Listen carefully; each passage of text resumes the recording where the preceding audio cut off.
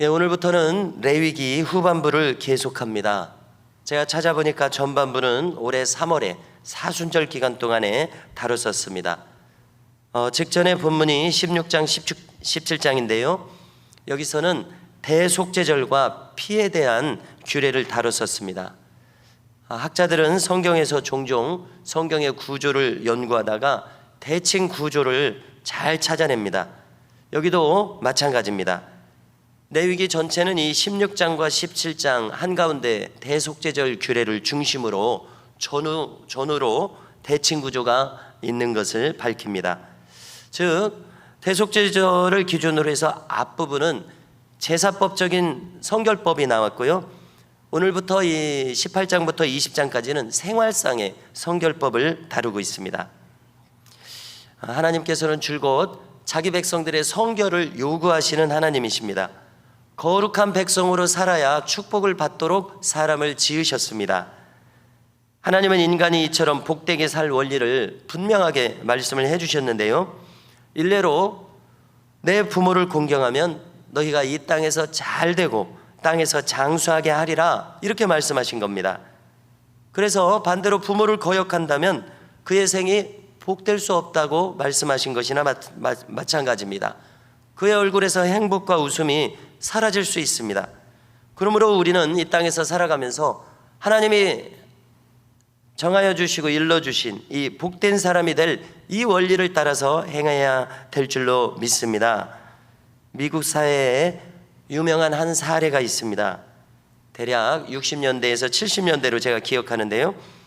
사회적으로 엄청나게 성공해서 부와 명예를 거머쥔 그 어렸을 때부터의 친구 세 사람이 있었습니다.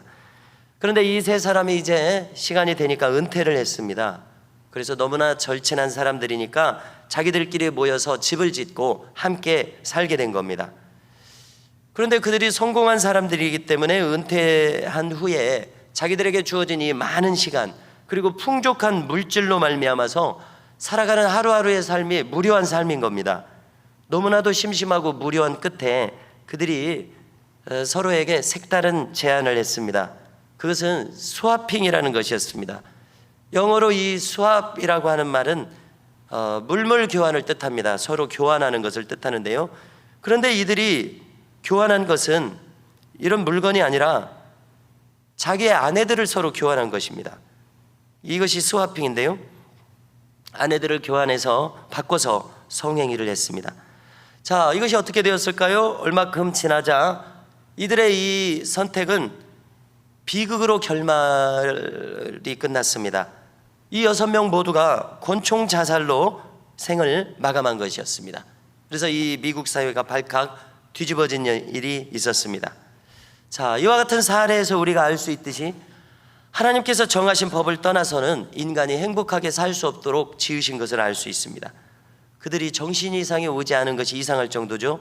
그들의 양심은 견뎌낼 수가 없었던 것을 우리가 알 수 있습니다. 오늘 말씀이 이와 같은 내용을 담고 있습니다. 하나님께서는 자기 백성들이 실생활에서 성결하게 살도록 요구하십니다. 그럴 때에야 비로소 사람은 복된 삶을 살 수 있을 것입니다. 그의 마음은 고요하고 평온하며 차분해질 것입니다. 얼굴에는 만족과 미소가 흐를 것입니다. 인생에 대해서 하나님에 대해서 감사로 채워질 것입니다. 얼굴에는 혈색이 돌 것입니다. 이처럼 우리는 창조 원리를 거슬러서 살아서는 안 되는 것입니다. 하나님께서는 오늘 말씀 3절 이하에서 요점을 말씀하시는데요. 뭐라고 말씀하시냐면요, 너희는 너희가 거주하던 애굽 땅의 풍속을 따르지 말며 내가 너희를 인도할 가나안 땅의 풍속과 규례도 행하지 말고 너희는 내 법도를 따르며 내 규례를 지켜 그대로 행하라, 이렇게 말씀하셨습니다. 자, 애굽 땅과 가나안 땅의 풍속은 어떤 풍속입니까? 이미 그들은 하나님을 떠난 문화와 종교를 이뤘습니다. 그래서 그들의 문화와 종교는 성적인 문란함으로 나타납니다.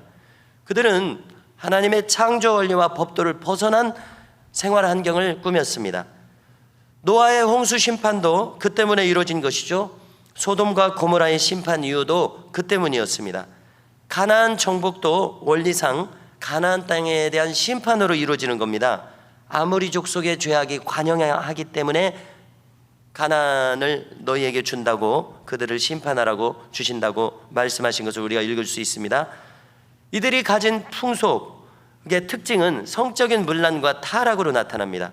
그래서 이 18장 6절에서 요약하듯이 어떻게 하라고 하십니까? 각 사람은 자기의 살부치의 하체를 범치 말라, 이렇게 말씀하십니다. 자, 혈육으로는 요약하면 어머니, 누이, 고모, 손녀 등에 해당합니다.